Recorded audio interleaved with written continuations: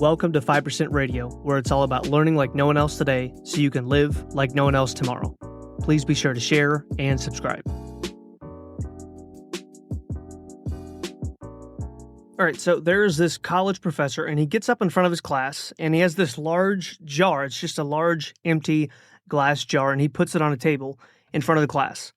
And he proceeds to grab a container of rocks under the desk, and they're large rocks, big enough that once they get in the jar, they're only able to stack on top of each other. You can't sit two of them side by side. And he takes 5 or 6 of these rocks, and he places them in the jar. And at this point, the students are kind of looking around. You could kind of picture this in your mind. If you close your eyes, the students are looking around, and they're like, all right, what, let's say it's Professor Smith. What in the world is Professor Smith doing? Like, the guy's lost his mind. He's got a big jar up there, putting rocks in it, asking us questions about it. So he proceeds to put 5 or 6 of these large rocks in the jar, and then he looks out to the students and says, "Is the jar full?" And they're like, "Yep, he can't fit any more of those in there." So they're like, "Yes, it's full." And he says, "No." And he pulls another container out from under the table, and it's pebbles, like the kind of things that you would see in like a fish tank. They're pretty small, but it's not quite sand, but they're pebbles. And he pours a bunch of those in and shakes the jar down and kind of taps it, not hard enough that he's going to break it, but he kind of taps the jar, and then he shakes it and turns it side to side quickly, and he gets him to settle, and he pours some more in until there's not a whole lot of room left. And it looks just about full, and he says, "Okay, now is the jar full?" And the students, again, resoundingly, all of them are like, "Yes, it's full. Like, there's no way you can get any more of those in there." He says, "No, it's not full." He reaches under his desk again, and now he brings to the table sand. And they're like, all right, where's this dude going?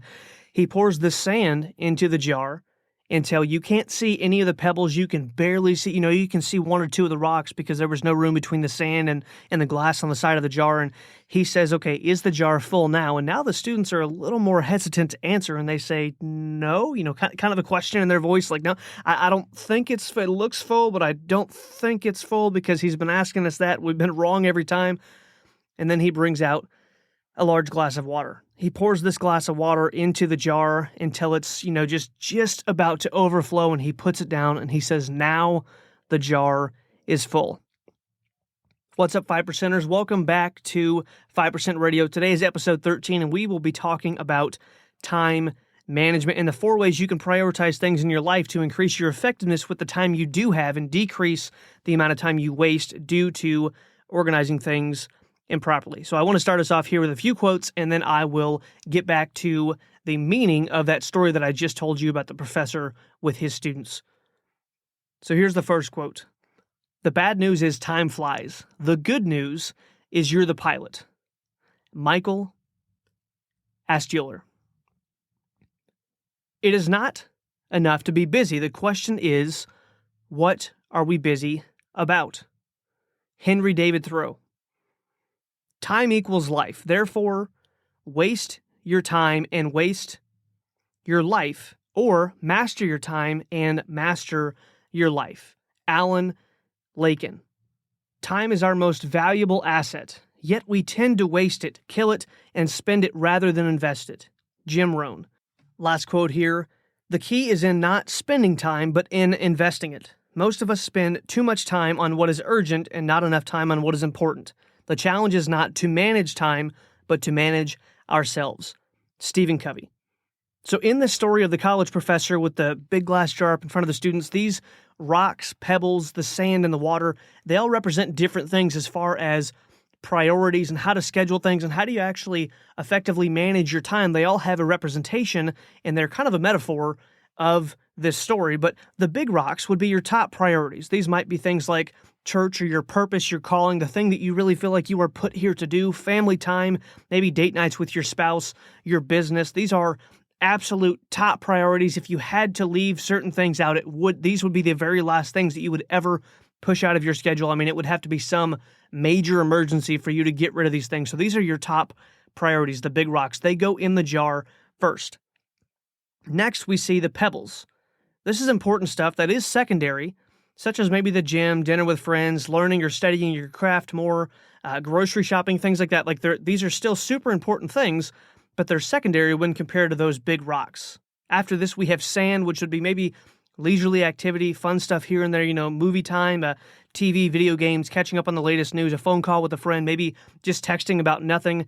And then lastly, we see water, and this would really be random filler, just goes in cracks of time. Usually this stuff means almost nothing, or it does mean absolutely nothing. It's completely unimportant. And in all reality, these are things like social media, or maybe playing a game on your phone, or if you're like me, water would be something along the lines of watching TV or, playing a video game. It's just not really something that I ever do. And if I was to do it, it would be something that would slip into the cracks of time, just not really something that I'm intentional about. I know that there is zero return on investment for that activity.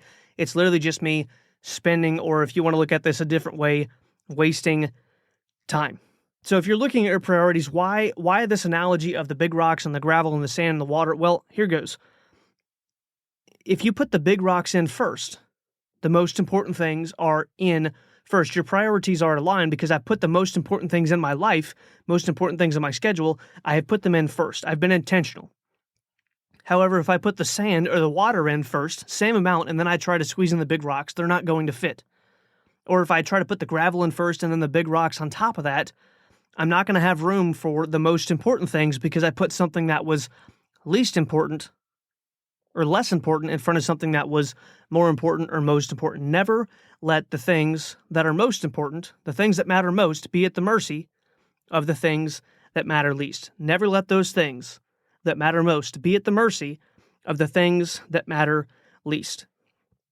Why is this important? Why is time management? Why is this episode? Why is the title How Not to Waste Your Life? Why did I choose that for the title of this episode? Why in the world would I make this How to Stop Wasting Your Life?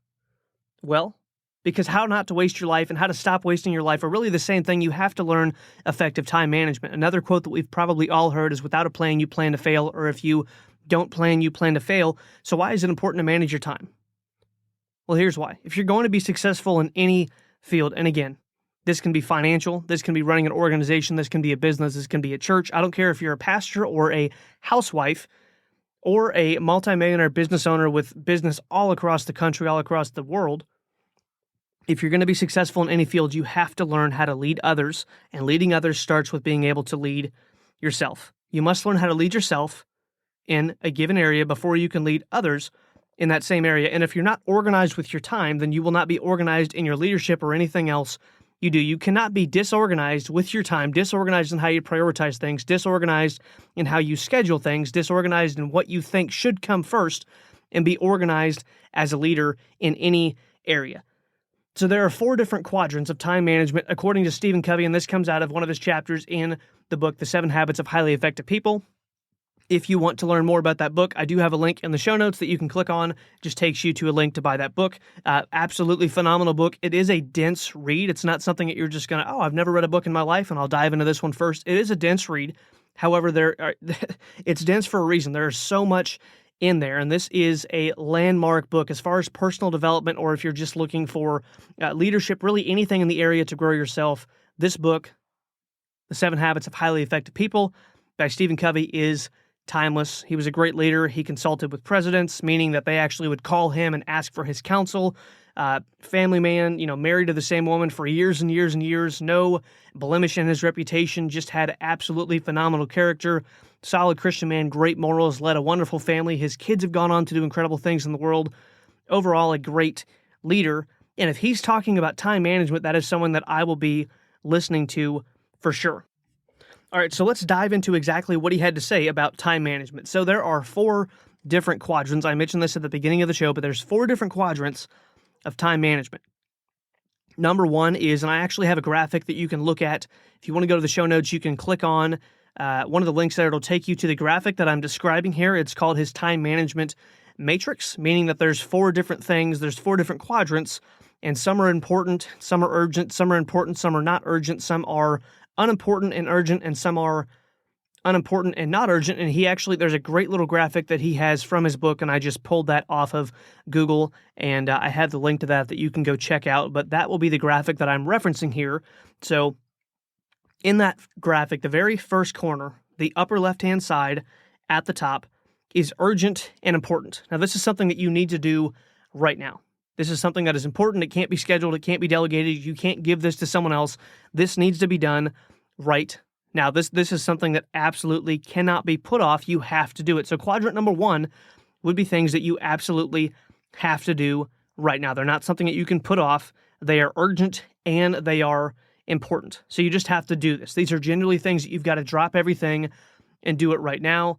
Now, there's a lot of things that are urgent, but they're not important, and we'll talk about those later, but this is both urgent and important. You've got to get to this right now. An example of this would be a phone call that you get out of the blue. There's an emergency, and it's not something that I can say, hey, I'll be there in 2 hours. Like, I've got to drop everything and go right now. So this is quadrant number 1. This is urgent and important. Do it now. Quadrant number 2 is not urgent, but important. So it's not urgent. It doesn't have to be done right now, but it is incredibly important. And this is something that you need to plan. You need to schedule. You need to actually make sure that you are personally doing this. So again, the difference between important and unimportant. Important things need to be done by you. Unimportant things can be delegated to other people. We'll get more into this later, but just learn as you're scheduling things, as you're learning how to manage your time, I want you to think through, and I'll have some questions that you can go through to really sort this out in your mind. Which quadrant is this in? And based on the quadrant that it's in, do I need to do it? Does someone else need to do it? Does it need done? Does it need done right now? Does it need scheduled? Or can I eliminate it? Does it not really need done at all because there's no consequence if this thing doesn't need done currently by myself or by anyone else? Maybe it doesn't need done ever. So we'll touch base on that more towards the end of the episode. But quadrant 1 is urgent and important. Do it right now. Quadrant number 2 is not urgent, but it's still important. This is something that you plan and or schedule. So this does need done. It does need done more specifically by you, but it doesn't have to be done right now. It just has to be planned for and scheduled. So this goes in your calendar. And most people do not live the majority of their life in quadrant number 2. They live in quadrants 3 and 4, which would be urgent and not important, or not urgent, not important. But quadrant number 2 is where you really should spend most of your time. This is something that you are focused if you are spending a lot of time in quadrant number 2, because it's things that are not urgent, they're not pressing, they're not flashing lights and ringing phones and alarms going off, but they are extremely important and they do need done. And more specifically, they need done by you. So plan these things. As a little aside here, if you book anything with me, I don't care if it's I have a buddy that I go to a restaurant here that's maybe 30 minutes from my house. We go grab breakfast every couple weeks. And every single time we grab breakfast, when we book it, I say it's in my calendar. Like it goes in my calendar. If my pastor calls me and wants to meet for anything, if there's work that needs done around the church, or if he wants to meet for lunch, I'm going to let him know it's in my calendar. If someone calls me and says, hey, can you come do such and such, and it's something that's actually important to me, it goes in my calendar. If someone asks my wife and I, hey, can we do marriage counseling with you? If I book an appointment, if I have a meeting for my business, it goes in my calendar. If I have family time that's designated, my wife and I are having a date night, or it's our son's first birthday party coming up, or any of that kind of stuff, if there's an event with any of our friends, that goes in my calendar. That is quadrant 2. It's getting planned. I can't delegate date night to someone else. I can't delegate breakfast with my friend to someone else. I need to be there. It's important to me. It's not urgent. It doesn't have to be done right now. My friend's not calling me and say, hey, if you don't get to breakfast right now, I'm going to die. Like that's not what I mean, but it is something that's important. It's quadrant number 2. It's not urgent, but it is important. So that needs to be scheduled, planned for. It needs to be done by you, and it needs to be something that you actually put in a calendar. There's intention behind it. There's a deadline when it's going to get done. So quadrant number 2 things need to have a time and a place when they will be complete. Quadrant number 3, and now we're shifting to not important, or urgent and not important, or not important, not urgent. But quadrant number 3 is urgent but not important. So these are things that, it's a phone ringing, it's an email, it's a text message, it's something dinging, it needs attention, but it's not really that important. And most people live a lot of their lives right here. It's urgent, but it's not important. They feel like they have to get it done now. It's something that is screaming for your attention. There was a CEO and he was talking to a group, there was a trainer. He was teaching a group of CEOs. These were massive, massive, massive companies, and the CEOs were all there, and they were at this conference, and they're learning from this guy. He's on stage teaching, and he asked them, basically, how many of you think that it would be a good habit to read, I think it was 1 to 2 books a month? And everyone was unanimous, like, oh, that'd be a great idea. Like, do you think it would grow your company's bottom line? Absolutely. Do you think it would make your company more profitable? Yes. Do you think it would help the way that you run your people in your organization? Yes. Do you think it would help this? Yes, yes, yes. Over and over. They're like, yeah, that'd be a great idea. And then he asked, how many of you actually read at least one book a month? And the number of hands that went up compared to the number of people that said, yes, that would be a great idea, there was this vast difference of how many people thought it would be a good idea to read at least one book a month and how many people were actually reading one book a month. And if you notice, I talk about reading a lot because reading is extremely, extremely important if you're looking to grow. There is almost nothing that I can do to grow myself faster in a given area than reading in that area, listening to information in that area, and associating with people in that area. I would challenge anyone to come up with a way for you to learn faster, and you can say, well, I can take a course or listen to an audiobook. Well, that falls into read, listen, associate. If I want to grow in a given area, I'm going to buy books in that area. I'm going to listen to audio information, podcasts, audiobooks, things like that. I'm going to go to seminars, listen to people talk about it. So I'll read, I'll listen in that area, and then I'm going to associate with people that have the results, the fruit on the tree in that area. So all of these CEOs are sitting there, back to my story, they're sitting there and they say, yes, it would be, I agree, raise my hand, it would be a good idea. Now, how many of you read one book a month? Very few hands go up. And he asked, if all of you think this is a good idea, then why do so few of you actually do this? And just the room falls quiet. You can hear this, you could hear a pin drop and they're like, oh man, he's nailing us. Like he's got us. We all agreed it would be a good idea, but none of us are really doing it as far as the amount of people that said, yeah, it's a good idea compared to the amount of people that are actually doing it. It's so small. Why the discrepancy? And one of the CEOs raises his hand and he says, because books don't ring. Okay, so I listed earlier, Quadrant 2 activity would be something that needs scheduled. It's something like learning and studying your craft, reading, doing research, growing in the area of your given field, but yet it's not something that most people will do. Why? Because it's not urgent. So quadrant number 3 is urgent, but not important. These are things that instead of being do it right now, or instead of being planned for, scheduled, put in the calendar, this is something that's going to pop up, but it's really not that urgent. And when a lot of people like to live in quadrant 3 because people will thrust upon you quadrant 3 activities. They'll call you, they'll text you, oh, this needs done right now. Can you, like, when I worked a job, this drove me absolutely crazy. When I worked for someone else, not because the person I worked for drove me nuts, but because I was running my priorities based on their quadrant 1 and their quadrant 2. But as an employee, I had my own things to take care of every day that for me were all quadrant 2. I had planned them. I had scheduled them. I knew they needed done. I had my own quadrant 1 things as well to go in there, but they wanted quadrant 3 all day. Something pops up, drop everything you're doing, drive to this place, drop everything you're doing, answer this phone call, drop everything you're doing, call this customer service, drop everything you're doing, call this client, drop everything you're doing, hop on a Zoom call. Like, it drove me crazy, and I didn't really understand why until I read this passage, this chapter by Stephen Covey about effective time management, and it was because it was urgent, but it was not important. It was urgent for them and important for them, but it was not important for me. So it felt like it was quadrant 3 for me, but for them it was quadrant 1 or 2. So quadrant 3, if you're running your own calendar, you're learning time management for yourself, this is something that you can delegate, meaning I can have someone else do it if at all possible.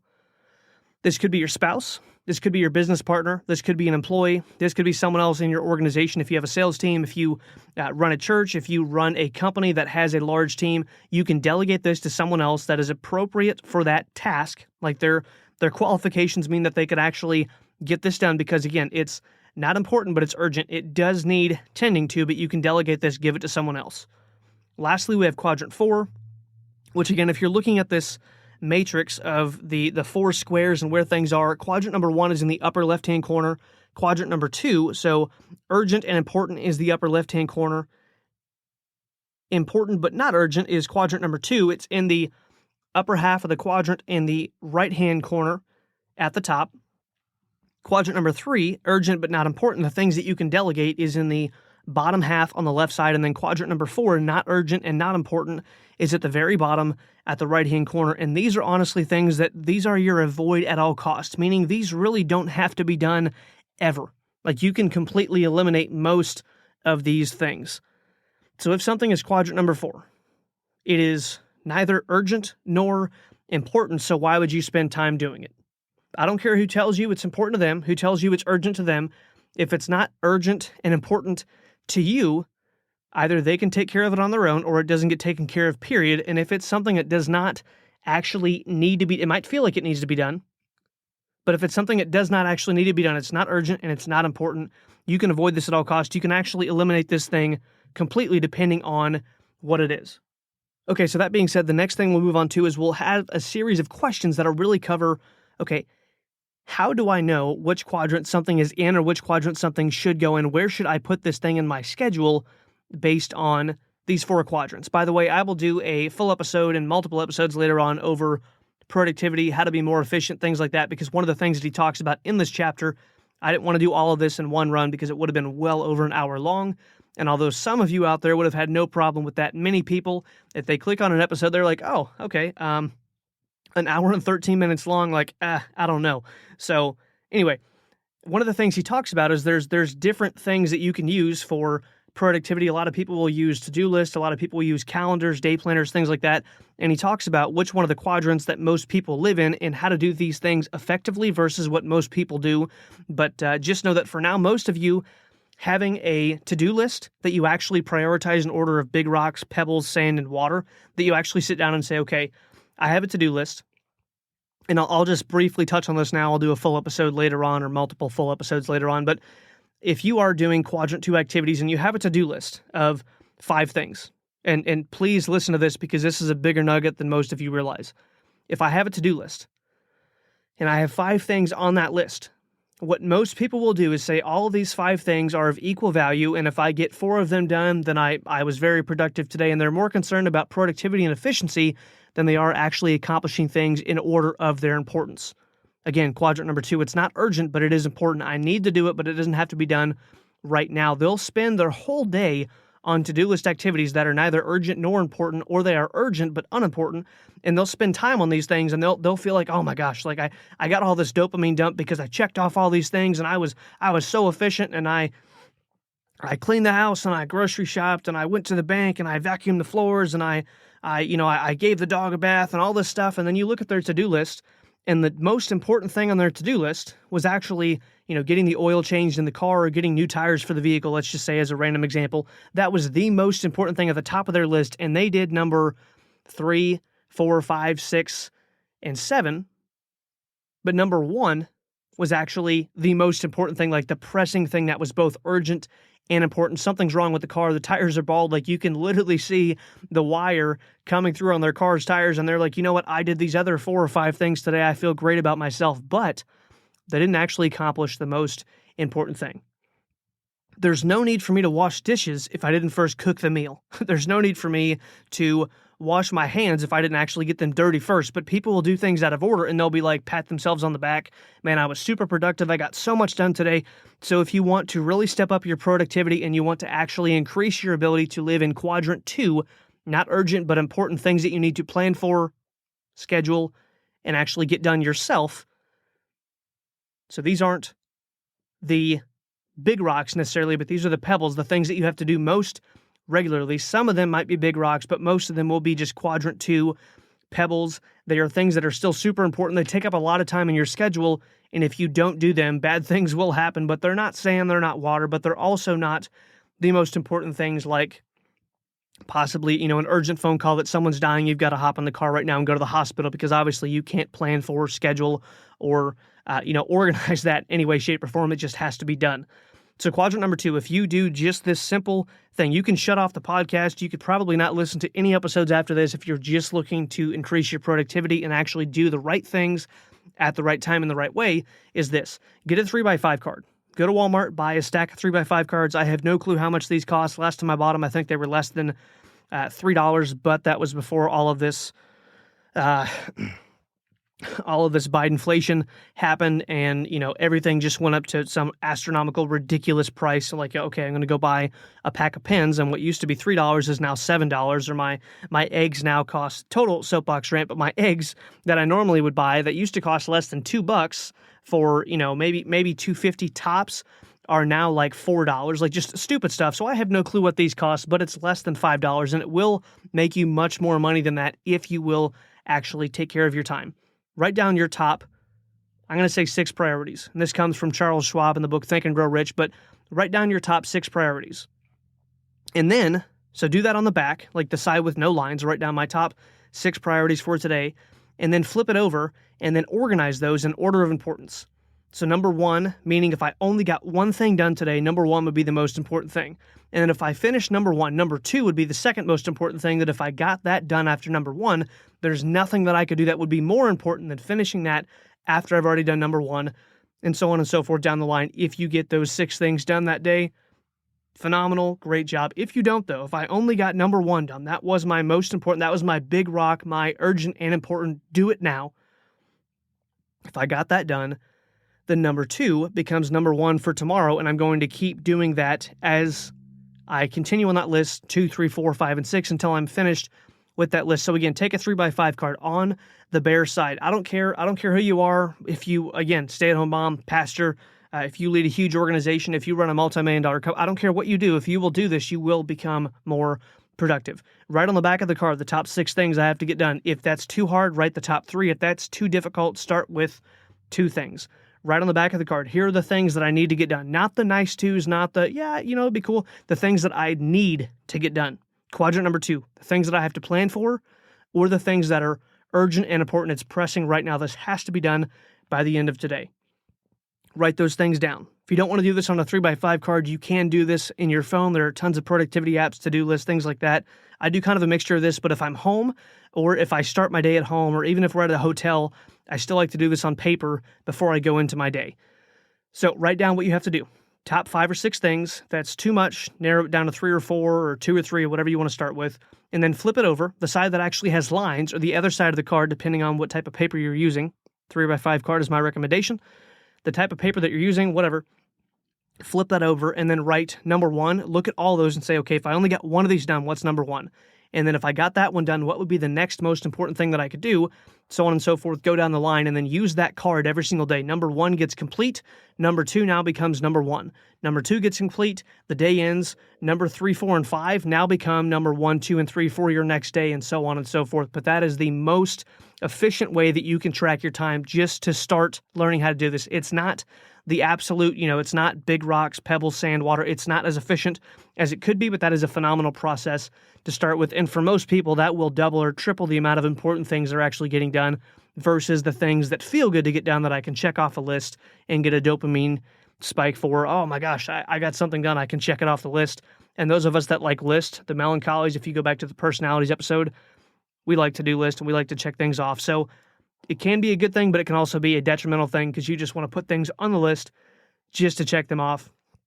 Some of you right now, I just hit the nail on the head and you're driving down the road or whatever else, and you're laughing because I just described you to a T. So start using the 3x5 card. But here are some questions that you can ask yourself of, how do I know which quadrant this belongs in? First question, does this really need done? Now, this might sound like, well, obviously it needs done. It's on my list or it's something that came up, but ask yourself, does it really need to be done? Question number 1, does this really need done? If so, how soon? So, okay, we've identified, yes, it needs done. If so, how soon does it need to be done? And then if that's as far as you need to go, I can plan it. But you can go one level further. Do I have to be the one to do this? So yes, this needs done. How soon does it needs done? I've identified those 2 things. It does need done. It needs done by this date. Do I have to be the one to do this? Because if not, the next question would be, who or how can I delegate this task? And this is so important. Many times in leadership, people have a huge organization that is willing to help and serve them because they all have a common goal. They're all going in the same direction. They have people that are willing to help them get things done. If you called them, they would be more than happy to help serve in whatever position or capacity you need, but people don't ask because they assume I'm the leader. I've got to do everything. That's great. I appreciate that servant attitude, but it's not necessarily the case. Does this need done? If so, how soon? Do I have to be the one to do it? And if not, who can I delegate this to, or how can I delegate this to someone else? Last question here. What would happen if this didn't get done at all? What would happen? What's the worst case scenario if this gets left unfinished? What happens? If the answer is, well, there's really nothing bad that happens if this doesn't get done, like there's nothing short-term or even long-term that happens, this was just kind of a nice to do, it was not urgent, and it was not important, eliminate it. It gets taken off the list. Get it out of your bandwidth, like get it out of your brain, It doesn't need to be on any list anywhere. It doesn't need to go on the calendar. It doesn't need to be a phone call to someone else. Just, it doesn't need to be done ever. Eliminate it from your life. Avoid it at all costs. So again, does this need done? If so, how soon? Do I have to be the one to do it? If it falls into, yes, it needs done. If it's not urgent and important, then it goes into quadrant 2. How soon? We put a deadline, we schedule it. If it's in quadrant 3, do I have to do it? If that answer is no, it needs done, we know the deadline, but I don't have to be the one to actually do it, then it goes into quadrant 3. I can delegate that, I can give it to someone else, they can put it in their calendar, and they can begin to work on that task.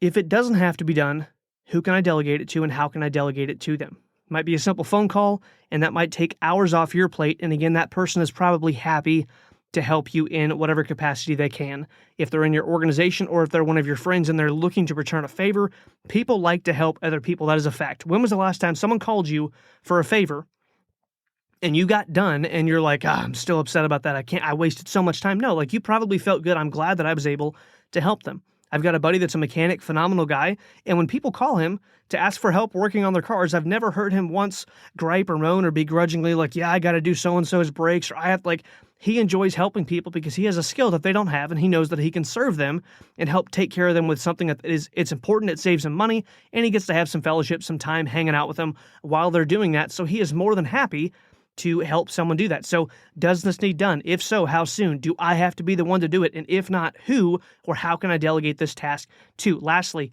what would happen if this did not get done at all? If the answer is nothing, then it's quadrant 4. It's not urgent. It's not important. Get rid of it, eliminate it, avoid it, take it off all your lists, take it out of your calendar, get it out of your brain, and don't ever worry about it anymore. So as a recap, and then I'll give you a challenge and exercise that you can really begin to use to help you understand how can I identify where I'm spending my time, where I can get better, how can I identify the inefficiencies in my personal schedule that I can brush up on, that I can sharpen up on, that I can help myself move forward and do more with the same amount of time instead of doing less with more time. Again, do not forget that your life is made up of time. Your life is made up of seconds, minutes, hours, days, weeks, months, years. That's all we have. Okay? Life is time.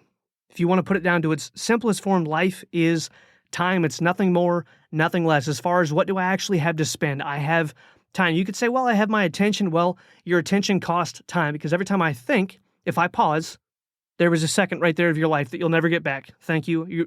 You're so welcome. I wasted a second. I know. But you will never get back your time, ever. So make sure you are very careful with what you invest versus spend/waste your time with.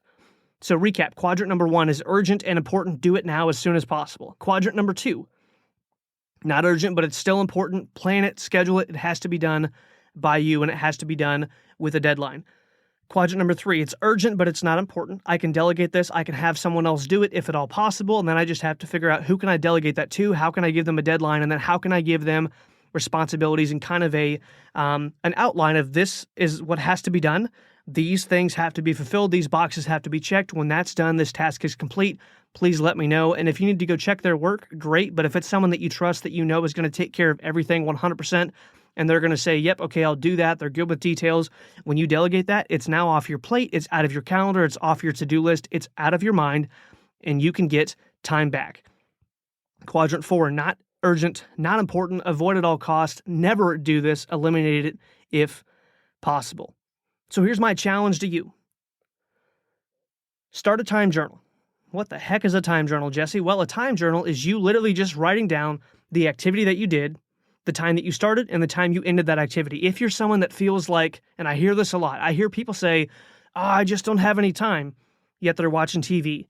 They're scrolling their phone. They're on Facebook. They play video games. They drive around. Oh, you know what? We should go to the store today. They go out to the store. They run to whatever grocery store. They're like, oh, you know what? I'm going to go to the gas station and fill. Now, the car doesn't need gas, but they're like, I'll go top off the car and I'll grab a sandwich. And so now they're just wasting time. So that'd be like if you went to a creek and you're like, man, we're going to go down and get some water today. And I drill holes in the bucket and then I take this bucket to the creek. I waste my time walking down there after drilling holes in the bucket that I'm going to collect the water with. And then I get back home and then I try to explain to someone, oh, we have no water, but I don't know why. It's not my fault. You drilled holes in the bucket. We're all given 24 hours a day. If someone can have a net worth of, $90 billion, I think Amazon Jeff Bezos pulled in like 90 billion last year. He has 24 hours a day. 24 hours a day. The brokest person in the world, the richest person in the world, the person with the worst marriage, the person with the best marriage, the person with the best health in the world. I have no clue how you would gauge that, but if there was a way that you could chart that out, graph it, and figure out who that would be, the person with the best health, the person with the worst health, the person who's most effective, least effective, the person who sells the most versus the person that sucks the worst, they all have 24 hours a day. It's just what they do with their time. So my challenge to you is starting a time journal. Write down, and you're like, well, that's going to take time to do. Yes, it absolutely will, but it's an investment. There will be a return on the investment, because you'll realize if you sit down on your phone and it's 12 o'clock or it's 1 o'clock and you scroll for 32 minutes, you've got to write that down. So next time, guess what? Next time I go to scroll my Instagram or my Facebook or whatever, I'm going to sit down and I'm going to be like, oh man, I'm going to have to write down 103, started scrolling Facebook, and I don't even know when I'm going to finish. I don't want to write this down. I don't want to waste this time. What gets measured gets managed. So when you bring this into your awareness, oh man, I didn't realize I was spending that much time on that activity, you will change what you do. You will become more efficient with your time. So lastly, ask yourself, every time you're doing something, ask yourself those questions. Does this need done? So is this important? How soon does it need done? Does it need done? How soon is it needs done? Do I have to be the one to do it? If not, who can I delegate it to? How can I delegate it? Or can I just not do it ever and not have to worry about it?